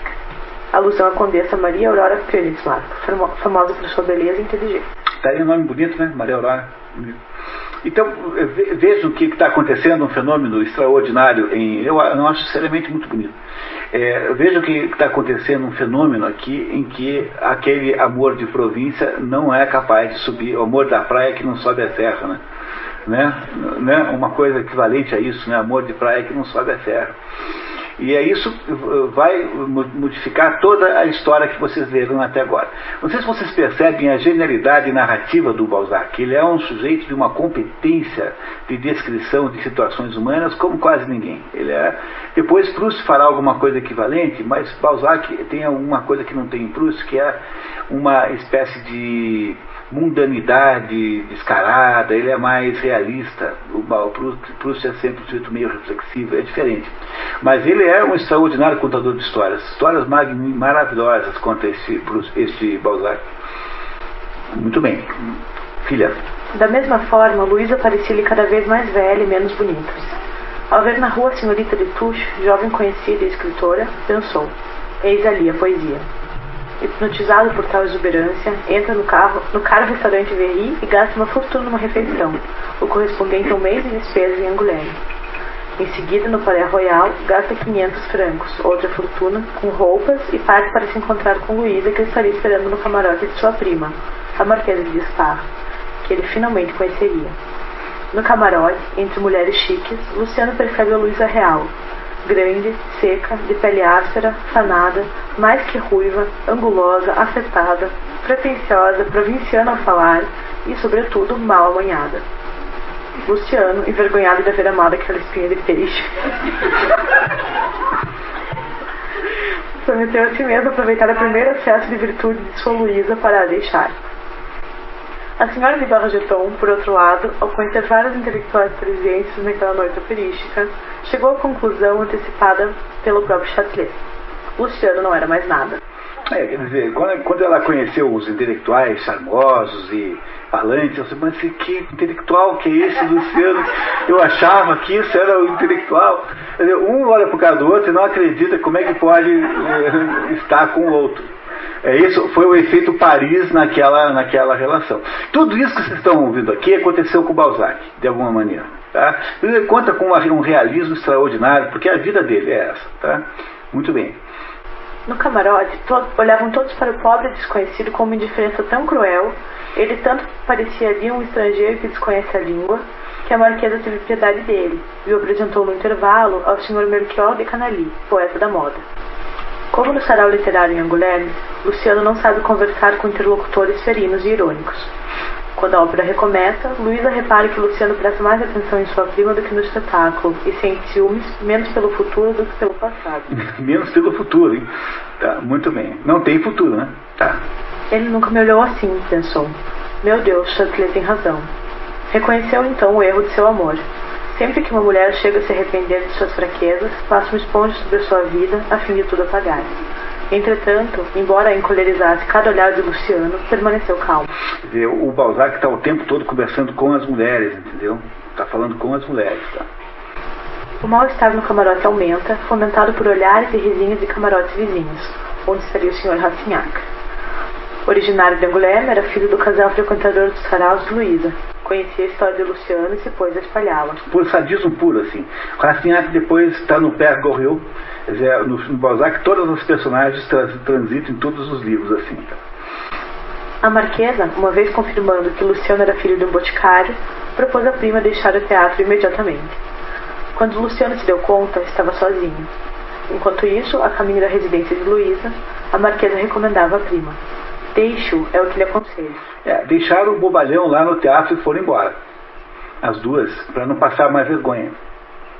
Já que era uma coisa extraordinária. Um sujeito, era um interiorano vestido feito um pinguim, que gastou 500 francos para se vestir mal, né? Não sabia se vestir, não tem ideia de elegância, e estava ali ainda por cima com esse passado. Quer dizer, era alguém para você esquecer lá no teatro mesmo, né? Entendeu? Não é isso? Tá, muito bom.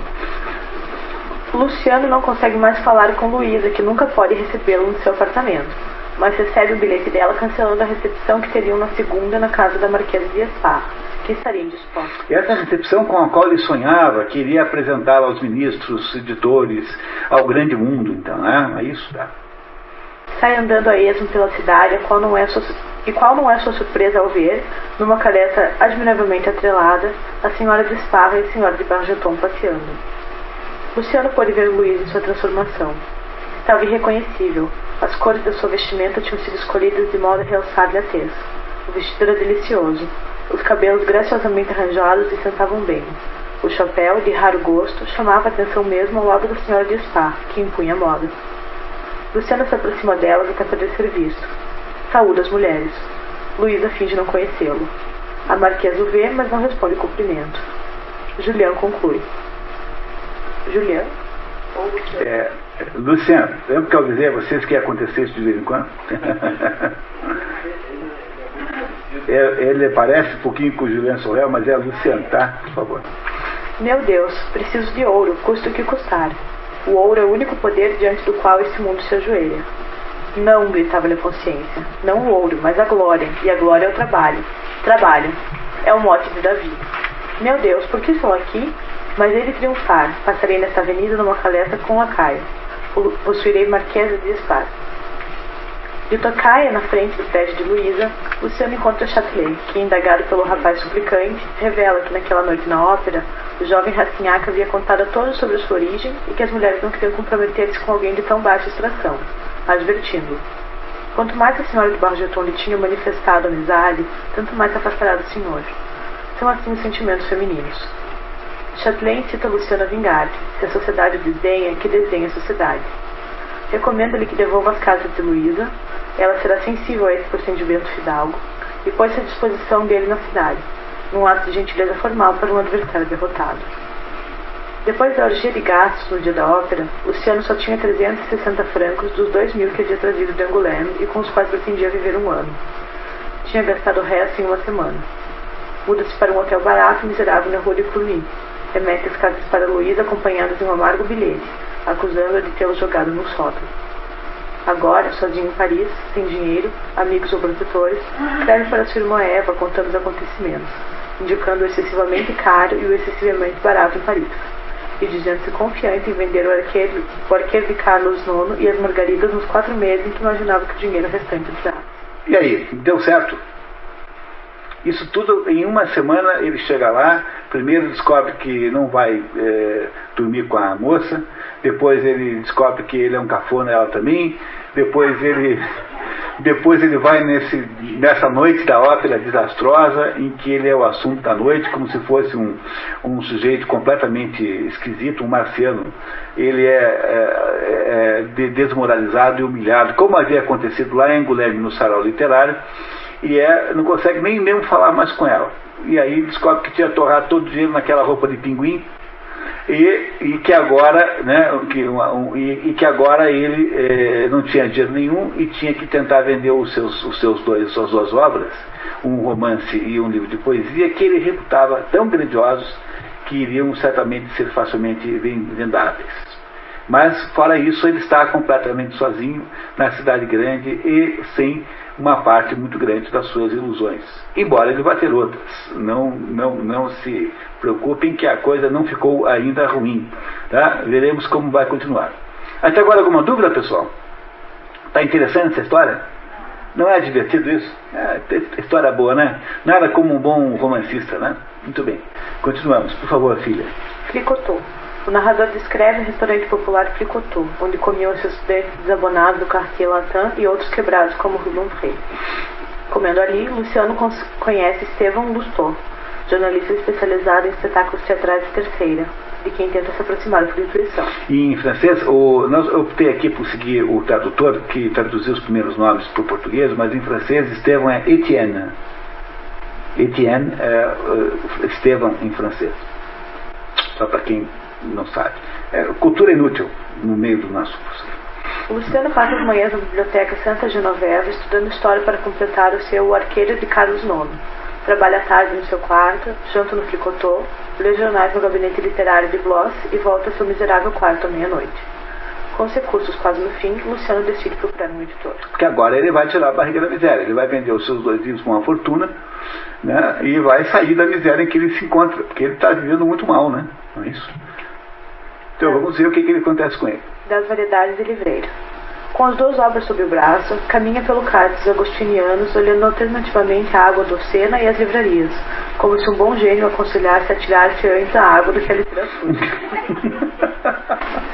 Entra na Vidal e Porchon e acompanha, enquanto espera, a dura negociação dos livreiros com o autor que ofereceu seus livros.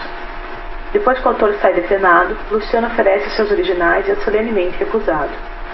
Luciano entra na livraria do Guerreau e encontra um velhote, uma das figuras originais do comércio de livro ao tempo do Império. Para sua surpresa, o velho se interessa por o Arqueiro de Carlos IX, mas ao saber que Luciano é também poeta, devolve os originais, alegando que os rimadores fracassam quando querem fazer prosa. Em prosa não há verbo de encher, é absolutamente preciso dizer alguma coisa. Isso tem um certo sentido. É muito difícil achar alguém que seja bom nessas 2 coisas ao mesmo tempo. Você pega Baudelaire, faz poesias maravilhosas, mas Baudelaire nem tentou escrever nada, romance nenhum. Por outro lado, é quase impossível imaginar alguém como, por exemplo, Thomas Mann fazendo poesia de boa qualidade, né? São habilidades diferentes, muito diferentes. A habilidade poética é habilidade musical, muito mais do que habilidade literária, no último análise. Bom, Goethe é um dos poucos casos em que, talvez eu acho que o Goethe é quase maior poeta do que dramaturgo, né? Porque a poesia de Goethe é uma poesia poética. Shakespeare é outro caso. Ele é tão bom dramaturgo quanto poeta, porque a dramaturgia de Shakespeare é em poesia, é em rimada, né? Eles são, na verdade, poetas o tempo todo. São poetas mais do que qualquer outra coisa. Continuamos, por favor. Como Luciano contra-argumenta com habilidade, o velho retoma os originais e pede o endereço do rapaz. Alguns dias depois vai visitá-lo, e percebendo as condições miseráveis de Luciano, oferece-lhe 400 francos, quanto os 1.200 esperados pelo rapaz. Luciano retoma os originais irritado, dizendo: prefiro queimá-lo, senhor. Não deu negócio, né? Um primeiro amigo. Na Biblioteca Santa Genoveva, Luciano conhece Daniel de Artés, jovem pobre como ele, empenhado numa carreira literária, mas vivendo de escrever verbetes de dicionário, que garante a Luciano que não se pode ser um grande homem gratuitamente, porque o gênio orvalha suas obras com lágrimas. Artés diz para Luciano esperar calúnias, traições, injúrias, desaforos, espertezas e grosserias do comércio. Depois de ler o trabalho de Luciano, Artés recomenda-lhe certas mudanças para não macaquear o Walter Scott. O poeta não discutiu os conselhos de Daniel, seguiu-os ao pé da letra. Luciano pôs a refundir a própria obra. A honestidade de Artés impressiona Luciano, que vê nele o primeiro amigo na cidade. Havia na época a moda do romance histórico que foi inventado por esse Walter Scott. E então todo mundo queria escrever daquele jeito, né? E é por isso que esse Artés, que é de fato um sujeito sinceramente amigo dele, o manda cuidar com isso para não ficar assim meio carimbado como imitador do Walter Scott. É a primeira pessoa que ele encontra em Paris que é sinceramente amigo dele, né? Esse Artés, que encontra na Biblioteca Santa Genoveva, onde ele, né, fica lá todo dia de manhã pesquisando o seu livro histórico. É o que ele faz, ele pesquisa de manhã, vai para casa, trabalha à tarde, depois sai, vai jantar no Fricotô, depois do Fricotô ele chega em casa meia-noite todo dia. Ele tem essa vida, mora num lugar infecto, horrível, e tem uma vida modesta, comendo lá no restaurante barato lá. Essa é a vida do nosso Luciano Riboncourt. O cenáculo. Feliz por haver encontrado no deserto de Paris um coração em que abundavam sentimentos generosos que se harmonizavam com os seus, o grande homem da província fez o que fazem todos os moços famintos de afeição. Ligou-se de Artés como uma doença crônica. Levado por Artés, Luciano começa a frequentar um grupo de 9 intelectuais, o cenáculo. São eles, o escritor Daniel de Artés, o caricaturista Jean-Jacques Bixion, o médico Horace Bianchon, o pintor Joseph Bridot, o jornalista Émile Blondet, o poeta Michel Chrestien, Léon Giraud, Fulgêncio Bridal e Meyraux. Não está aqui traduzido o primeiro nome porque eu tirei de outra fonte, de outro livro, por isso que eu não esqueci de traduzir os nomes primeiros para português para ficar homogêneo. Vocês depois fazem isso, não é bem fácil. Tá? Que, ligados pela mais viva simpatia e pela seriedade de sua existência intelectual, reuniam-se quase todas as noites no quarto de Artés, na Rua dos Quatro Ventos. As Flores da Miséria. No início do outono, depois de ter gastado seus últimos recursos na compra de lenha, Luciano, derrotado, procura Doguerreau, a quem não encontra. O Doguerreau é aquele que queria dar 400 francos para ele. Lembra daquele que foi lá visitar na casa dele? Tá? A sorte, no entanto, havia visitado os companheiros do cenáculo, que, tendo cada um obtido algum trabalho, deram-lhe 200 francos. Riboncourt recebe também carta de Davi, com a remessa de outros 200 francos e aconselhamento sincero para que persista. Sua irmã Eva também lhe escreve contando que havia assumido a tipografia, porque seu marido passava os dias a fazer experiências sobre fabricação de papel. Comunica também estar grávida e lhe enviava 100 francos, fruto dela e a mãe terem empenhado alguns objetos. Todos na província sofrem sinceramente com a situação de Luciano e torcem por ele. Não há aí uma certa sinceridade mesmo? Quer dizer, os que ficaram lá, os 3 que ficaram na província, mãe, irmã e cunhado, e amigo, né? Todos estão fazendo esforços e sacrifícios imensos para que ele dê certo. Não é? Está claro para vocês isso, né? Não é isso, né? Muito bem. Com a entrada desses recursos, Luciano devolve o dinheiro dos amigos do cenáculo que se chocam, interpretando o ato como vaidade. Miguel e Chrestien reprovam Luciano. Há em ti um espírito diabólico com o qual justificarás a teus próprios olhos as coisas mais contrárias aos nossos princípios. Em vez do sofista de ideias, serás o sofista de ação. Fulgêncio Bridal completa. Tua vaidade, caro poeta, é tão grande que a pões até mesmo na amizade. Luciano reage sem entender. Oh, meu Deus, vocês não sabem então quanto os estimo. Se nos estimasses como nós te estimamos, terias posto ao caso tanto empenho e tanta ênfase em nos devolver o que tivemos tanto prazer em te dar? Aqui não se empresta nada, dá-se, disse brutalmente José Bridot. Quando Luciano anuncia intenções jornalísticas, os amigos se escandalizam mais ainda. Evita fazer isso. Seria a sepultura do belo, do suave Luciano que amamos e conhecemos. Artés insiste. Ficarias tão encantado por exercer o poder, por ter direito de vida e morte sobre as obras do pensamento, que te tornaria jornalista em 2 meses. Ser jornalista é passar a procônsul na República das Letras. Quem tudo pode dizer, chega a tudo fazer. No original está marcado. que peut dire arrive à tout faire. É uma frase do Napoleão Bonaparte. Eu esqueci de completar ali embaixo, né? Mas ela é um pouquinho diferente, a tradução não está bem exata. Quer dizer, as pessoas que falam, não precisam fazer. E eu queria apenas botar esse comentário aqui embaixo para que vocês prestem atenção nessa frase que ajuda a interpretar o texto. Quem fala, não precisa fazer. É uma interpretação, é uma frase de Napoleão Bonaparte famosa, tá? Essa que está embaixo. Esta máxima é de Napoleão e é fácil de compreender. Fulgêncio Buridal o acompanho. Vejo jornalistas nos saguões dos teatros. Eles me causam horror. O jornalismo é um inferno, um abismo de iniquidades, de mentiras, de traições, que não se pode atravessar e de onde não se pode sair puro, senão protegido, como Dante, pelos louros divinos de Virgílio. Quanto mais o cenáculo interditava a Luciano tal caminho, tanto mais o seu desejo de conhecer o perigo convidava a nele se arriscar. Então, veja.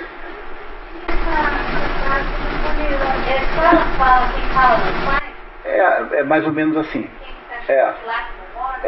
Assim, isso é. Esse também é um sentido que essa frase tem. Quer dizer, é assim, o sujeito que não faz, fica falando. Então, o falar o isenta de ter que fazer. É isso.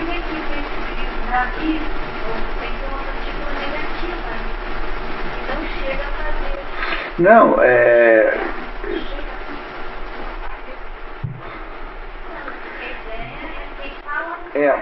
vamos fazer o seguinte, eu estou aqui o original, daqui a pouquinho, na hora do intervalo, a gente faz uma pesquisa assim, demora um minutinho, tá? Mas o sentido central dessa frase aí é que o falar e o fazer são coisas diferentes. E esse é o ponto que eu queria que vocês não perdessem depois na interpretação comigo aqui dessa história. Mas o que é interessante notar é que o nosso herói Luciano está em dúvida moral, ele tem um problema para resolver. Ele convive com um grupo chamado Cenáculo, que é um grupo que aparentemente estabelece alguns procedimentos morais e comportamentais que parecem a ele difíceis de entender, né? Então, por exemplo, eles deram dinheiro para ele viu como um empréstimo, mas devolveu o dinheiro e os outros se ofendem com isso. Não é isso? Tá? Não é essa a ideia que tá aí? Bom, o que está acontecendo com o Luciano é que ele está tendo que decidir o que fará da sua vida em Paris. E ele tem como uma influência fortíssima o cenáculo desse Artés, que é uma entidade benigna. No entanto, a entidade maligna que fará o contraponto a ele já vai aparecer na figura de um jornalista que ele conhecerá justamente naquele restaurante que ele frequenta todos os dias. Vamos ver para onde é que nós vamos então. Tá, continuamos. O jornal visto por fora. Luciano saiu certa manhã com a triunfante ideia de pedir trabalho a um dos coronéis dessas tropas ligeiras da imprensa. O dono do jornal onde trabalhava Lustor. O Lustor ainda já apareceu. Esse Lustor que fará outro contraponto. Não encontra o Sr. Andoche Finot, nem no jornal, tampouco em casa, e espera que Estevão Lustor, no Fricotô, esclareça o mistério que pairava sobre a vida do jornal ao qual estava ligado. Os sonetos. No Fricotô, Luciano conversa com Artés. Quando chega a Lustor, ele abandona o amigo e muda de medo. A conversa com Estevão começa com sonetos que tangencia a situação política da França. Luciano mostra Margarida ao jornalista, que recebe a obra friamente. Comenta o narrador. Se tivesse mais prática na vida literária, saberia que, entre os escritores, o silêncio e a incivilidade em tais circunstâncias denotam a inveja causada por uma bela obra, do mesmo modo que as palavras de admiração demonstram o prazer inspirado por um trabalho medíocre que lhes tranquiliza o amor próprio. Ele não sabe interpretar nada, porque ele é um sujeito ainda muito ingênuo, então quando o outro elogia é porque é uma porcaria. Porque ele está querendo dizer, incentivá-lo a fazer outras porcarias para ele ficar bem. E quando ele não elogia, é porque está morrendo de raiva de alguém ter aparecido com uma obra boa. Então isso significa que a obra do Luciano é boa, porque ele tem talento literário, né, poético. Um bom conselho. Estevão Lustor diz ao Luciano que ele tem capacidade para 3 poetas, mas antes de conseguir aparecer, terá 6 vezes tempo para morrer de fome, se conta com produtos de suas poesias para viver. E resume o recém-chegado sua própria história, parecida com a de Luciano, tendo até vendido um romance ao editor Doguerreau por 200 francos. Conta-lhe que acabaram no jornal de Finot fazendo crítica de teatro barato a troco de tostões e vivendo de vender as entradas que recebia como cortesia dos teatros que queriam recompensar sua boa vontade crítica. O negócio do crítico literário ali era assim, ele recebia lá um dinheirinho pela resenha, e ele cobria 4 teatros assim de segunda, terceira. Ele escrevia então lá uma resenha favorável e o dono do teatro dava a ele 20 entradas de presente. Ele ia lá num cambista e vendia as 20 entradas. Então o crítico vivia do produto da venda das entradas pagas, dadas a ele pelos donos dos teatros que queriam ter boas resenhas, boas críticas no jornal. Não é isso? O que está acontecendo com o Luciano? Ele está descobrindo o que, na verdade? Como funciona o mundo. O mundo que ele julgava que fosse recebê-lo de braços abertos apenas pelo seu talento, vai se demonstrando ser um mundo, e quem está sendo guia turístico do inferno para ele, o seu Virgílio, é o Lustau, que faz esse guiamento turístico pelo inferno, mostrando como é de fato a situação real, né? Tá, continuamos. É ignóbil, mas vivo dessa profissão, eu como centenas de outros. E não pense que o mundo político é mais belo que esse ofício literário. Tudo em ambos é corrupção. Os homens, neles, ou são corruptores ou corrompidos. Quando se trata do empreendimento mais importante de livraria, o livreiro me paga, com medo de ser atacado. Assim, meus lucros estão sempre de acordo com os prospectos. Quando os prospectos surgem em erupções milhares, o dinheiro entra a rodo no meu bolso, e posso então regalar os meus amigos. Quando não há negócio de livraria, vou jantar no Fricotô. As artistas pagam também os elogios, mas os mais hábeis pagam as críticas. É que, mais que tudo, temem o silêncio.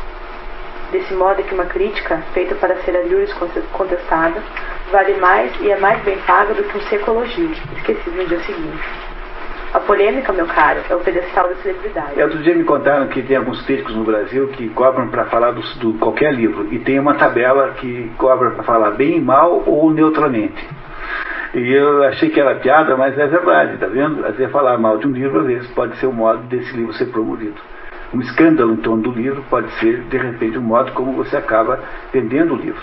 Então, ele acabou de descobrir que os críticos estão a soldo de interesses comerciais e que não são autônomos de modo nenhum. Não é? Então, as ilusões estão cada vez mais perdidas aí, mas ainda faltam muitas. Esperem e verão, tá? Filha.